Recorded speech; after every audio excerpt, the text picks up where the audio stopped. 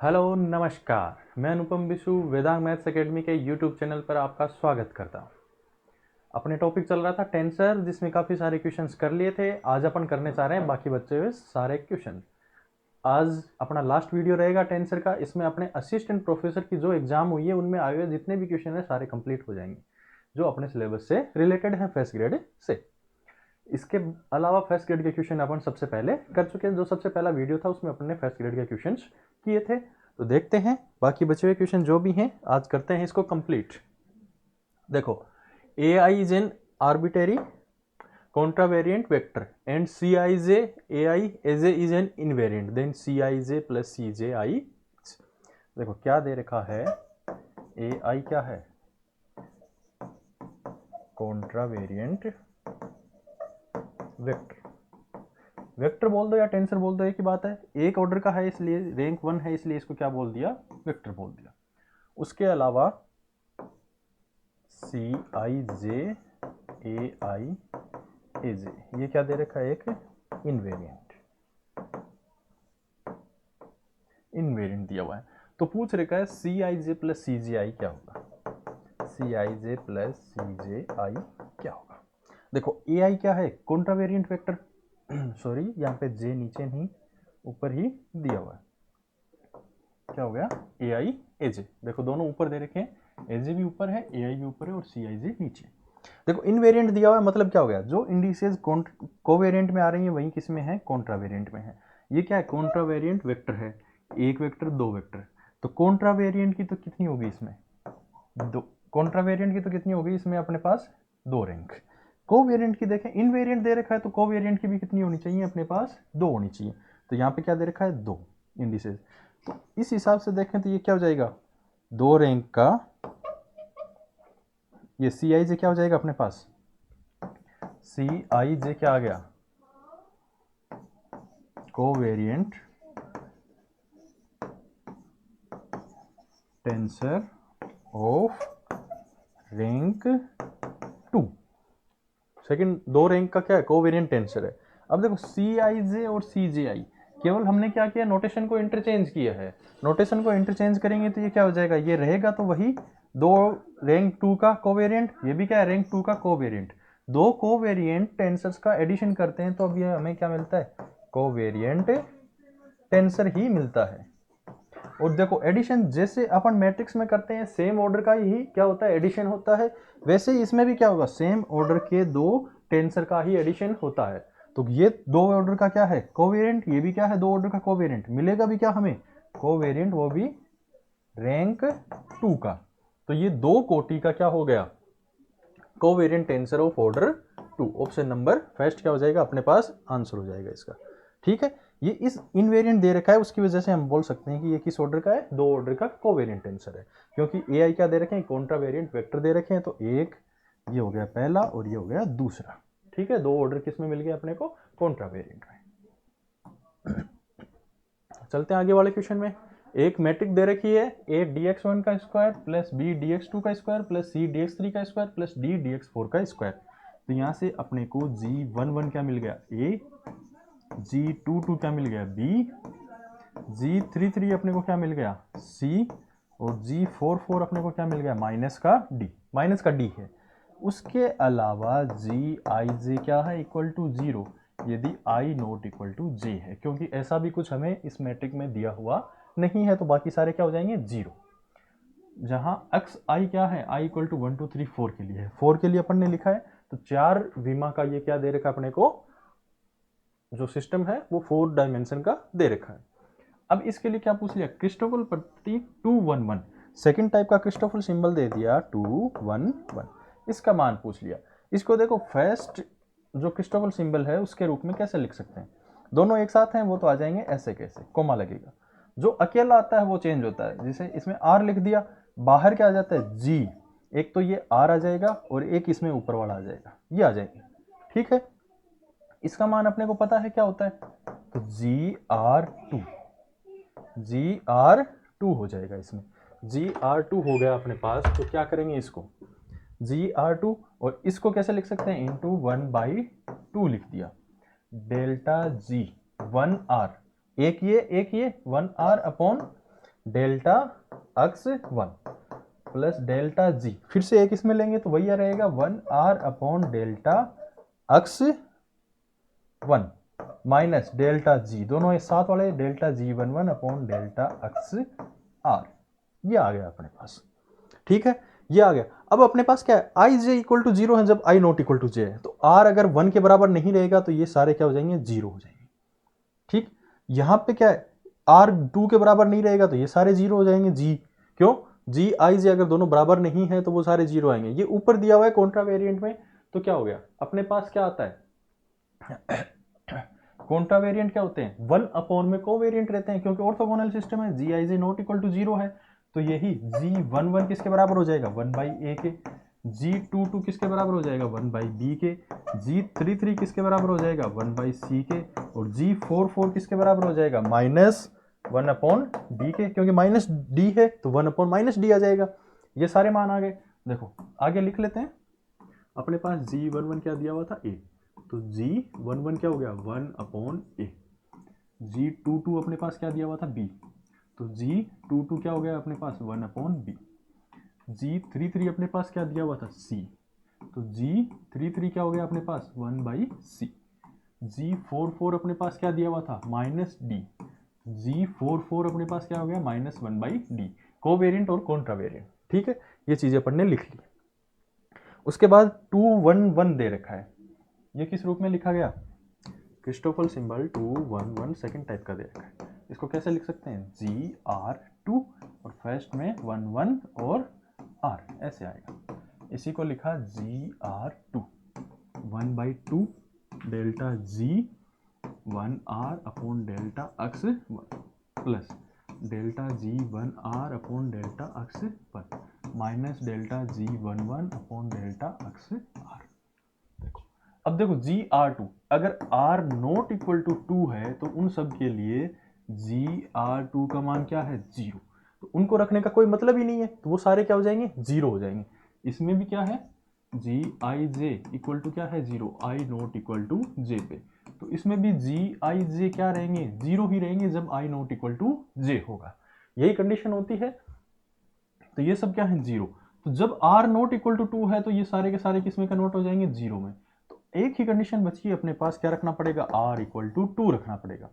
Are equal to 2 रखेंगे तो ये किस में कन्वर्ट हो जाएगा, G22 into 1/2 delta G12 upon delta x1 plus delta G12 upon delta x1 minus delta G11 upon delta x2। ये बन गया अपने पास। ठीक है, R इक्वल टू 2 रख दिया। G22 का मान कितना है, 1/b, कितना आ गया, 1/b इंटू 1/2। G12 का मान कितना है, I नॉट इक्वल टू जे के लिए 0 है, तो उसका अवकलन भी क्या होगा, 0। ये दोनों टर्म 0 हो गई, ये क्या बच गया, minus delta upon delta x2। G11 का मान कितना है, 1, G11 का मान कितना है, a, तो ये आ जाएगा a। तो मान कितना आ गया, माइनस बाहर ले, -1 upon 2b delta a upon delta x2।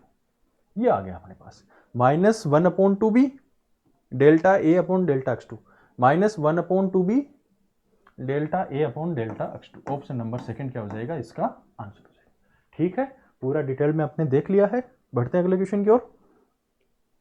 अगला क्वेश्चन दिया हुआ है, in tensor notation which of the following transformation is proper, इनमें से प्रॉपर ट्रांसफॉर्मेशन कौन सा है। तो देखो अपन देखते आए हैं एक कोऑर्डिनेट सिस्टम से दूसरे कोऑर्डिनेट सिस्टम में, जैसे इसमें क्या दे रखा है, बार कोऑर्डिनेट सिस्टम से नॉर्मल कोऑर्डिनेट सिस्टम में, तो वही देखेंगे कैसा होगा। सीधा सीधा देखें तो देखो, बार वाले में देखें तो GRS का बार कोवेरिएंट के लिए दे रखा है, तो बराबर में क्या रहेगा, कोवेरिएंट कुछ दो नए ले लेते हैं, जैसे इसने जे के ले रखे हैं, ले लिए, फिर क्या आएगा, delta x upon delta x.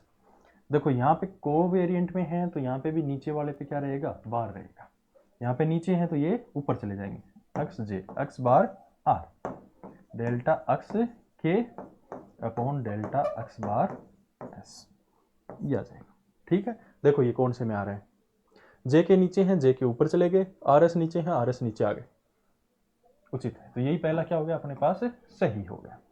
ठीक है, इसी प्रकार लिखेंगे इसको। देखो एक तो जब ट्रांसफॉर्मेशन लॉ लिखते हैं तो दोनों कोवेरिएंट है तो कोवेरिएंट रहेंगे, कॉन्ट्रावेरिएंट है तो कॉन्ट्रावेरिएंट रहेंगे। एक कोवेरिएंट और एक कॉन्ट्रावेरिएंट कभी नहीं आएगा, तो ये अपने पास गलत हो गया। अब देखो इसमें क्या दिया हुआ है, आर एस दे रखा है, कोवेरिएंट में था तो नीचे क्या आने चाहिए थे, आर और एस आने चाहिए। ये भी नीचे देखो कोवेरिएंट इंडिसेस रह गई, ये भी नीचे आ गया, ऐसा कभी नहीं होता। इसमें देखें तो इसमें भी वही दिक्कत है, जे और के ऊपर दे रखे हैं और उनके साथ बार लगा दिए, बार वाले किसके साथ आएंगे, आर और एस के साथ, तो ये भी क्या हो गया, गलत। अपना आंसर नंबर फर्स्ट क्या हो जाएगा, करेक्ट। ट्रांसफॉर्मेशन लो है वो अपन स्टार्टिंग में डेफिनेशन में ही पढ़ लेते हैं, कोवेरिएंट का ट्रांसफॉर्मेशन लो, कॉन्ट्रावेरिएंट का ट्रांसफॉर्मेशन लो और मिक्स्ड टेंसर का ट्रांसफॉर्मेशन लो। बेसिक डेफिनेशन है वही अपन ने यहाँ पे लिखी है। इसने केवल क्या लिख दिया, जो फंडामेंटल टेंसर्स हैं उनके रूप में लिख दिया। आगे वाला क्वेश्चन दिया हुआ है ए जे के पी क्यू, ये दे रखे हैं। देखो ये ट्रांसफॉर्मेशन लो पूछ रखा है, ट्रांसफॉर्मेशन लो दिया हुआ है और इससे क्या पूछ रखा है कि ये इसका ऑर्डर कौन सा होगा। ऑर्डर कैसे लिखते हैं, कॉन्ट्रावेरिएंट कोमा कोवेरिएंट, इस रूप में इनको लिखा जाता है। तो देखो कॉन्ट्रावेरिएंट और कोवेरिएंट के रूप में लिखना है। देखो दो दो के जोड़े में दे रखे ना, टपल्स के रूप में जैसे दिए जाते हैं वैसे, तो इनको पहला कॉन्ट्रावेरिएंट है, दूसरा कोवेरिएंट। ये क्वेश्चन क्या है, डिलीट किया गया था, किस वजह से, इसने क्या किया, यहां पे भी बराबर दिया, यहां पे भी बराबर दे दिया। इस बराबर की जगह क्या आना था, इनटू आना था। यहाँ पे इनटू दे देता तो अपने पास क्या हो जाता, ये क्वेश्चन सही होता। इसकी वजह से इस क्वेश्चन को डिलीट करना पड़ा था। बाकी जो दिया हुआ है वो लिखते हैं। देखो जो दिया हुआ है वो क्या है अपने पास,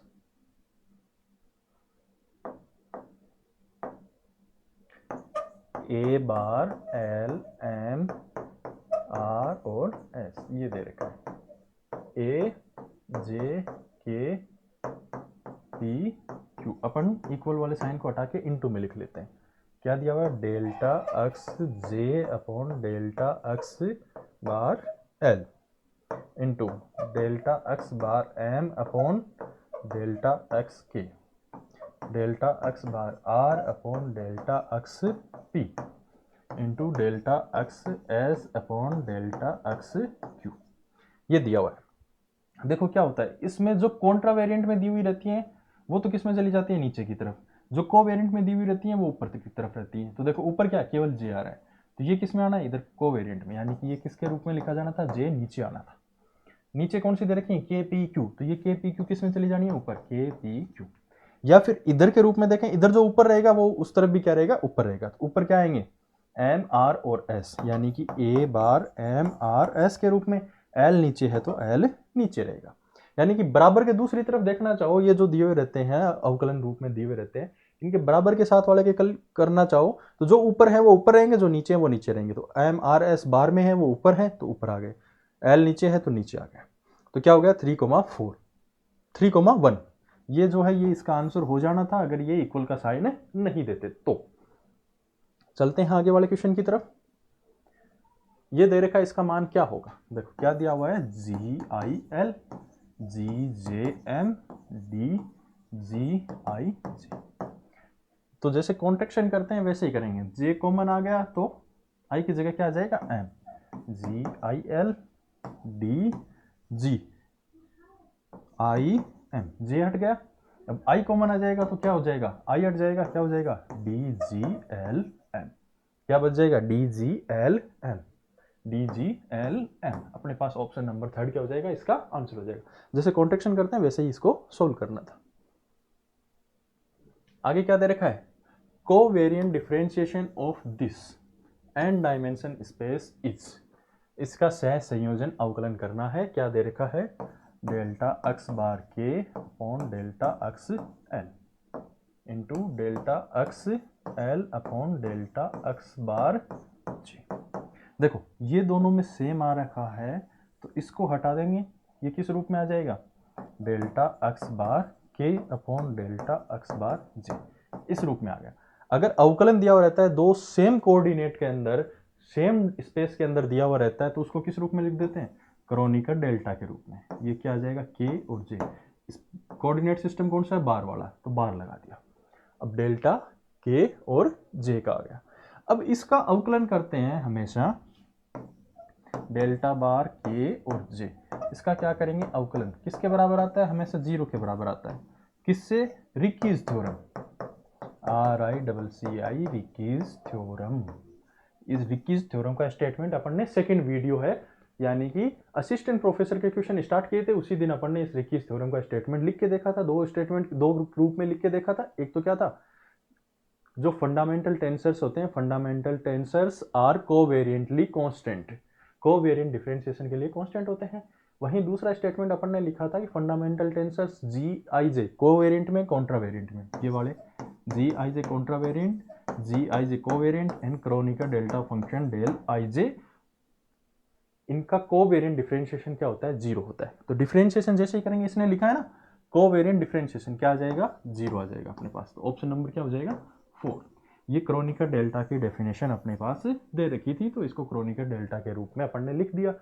क्रोनिकर डेल्टा आते हमें पता है कि उसका डिफरेंशिएशन करेंगे तो क्या होगा? जीरो आएगा। बढ़े अगले क्वेश्चन की ओर।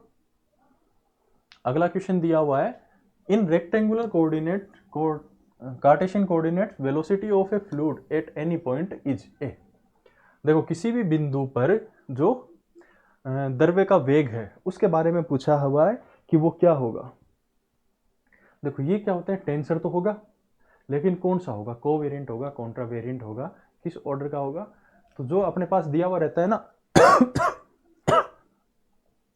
Velocity of fluid at any point, ये क्या होती है? कोवेरिएंट होती है, वो भी रैंक 1 की। ऑप्शन नंबर 3, ये 4th, option number 4th। Covariant tensor होता है रैंक 1 का। Velocity of fluid at any point is a covariant tensor of rank 1, या फिर यूं बोल सकते हैं कोवेरिएंट वेक्टर होता है अपने पास। ठीक है, कोवेरिएंट वेक्टर के रूप में इसको बोला जा सकता है। तो सीधा सीधा याद रखें, एक कोटि का सह परिवर्ती सदिश होता है। बढ़ते हैं अगले क्वेश्चन की ओर। अगला क्वेश्चन क्या दिया हुआ है? दूरी दे रखी है, उसके लिए 2 2 2 का मान पूछा हुआ है। दूरी जो दे रखी है उसमें अपने पास G11 का मान कितना है? 1। G22 का मान कितना है? G(1) (2) ये दे रखे हैं। उसके अलावा Gij सब क्या है? 0 for all i not equal to j के लिए ये दे रखे हैं।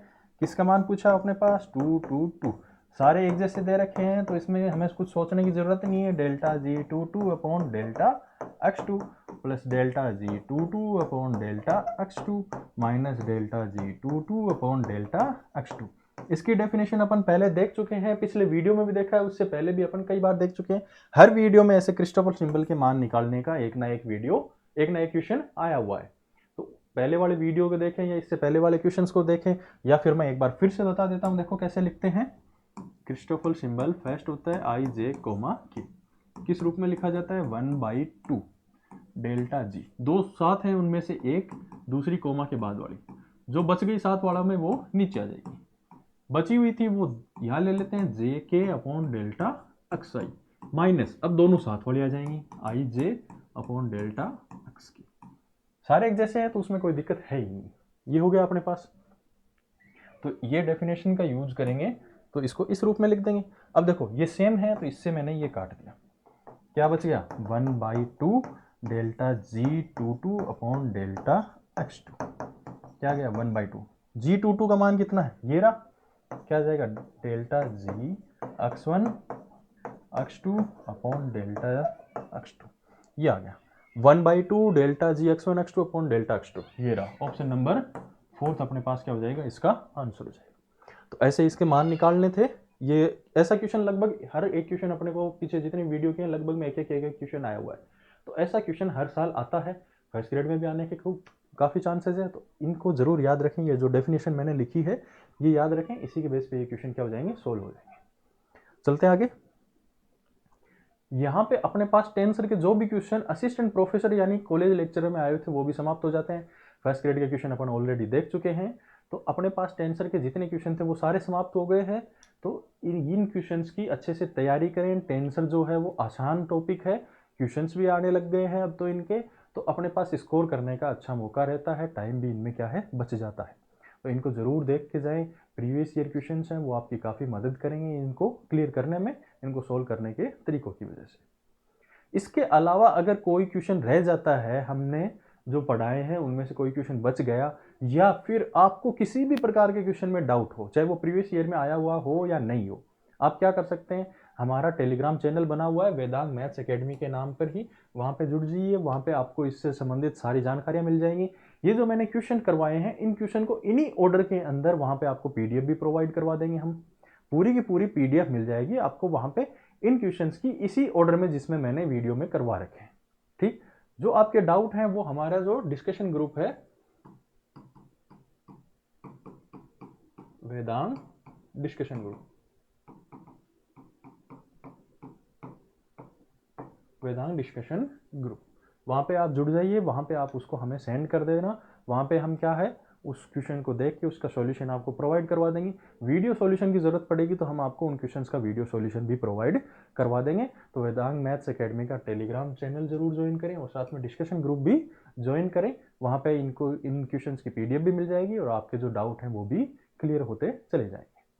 मिलेंगे अब आगे किसी अन्य वीडियो में किसी अन्य टॉपिक के साथ, तो तब तक के लिए चलते हैं, विदा लेते हैं आपसे, धन्यवाद।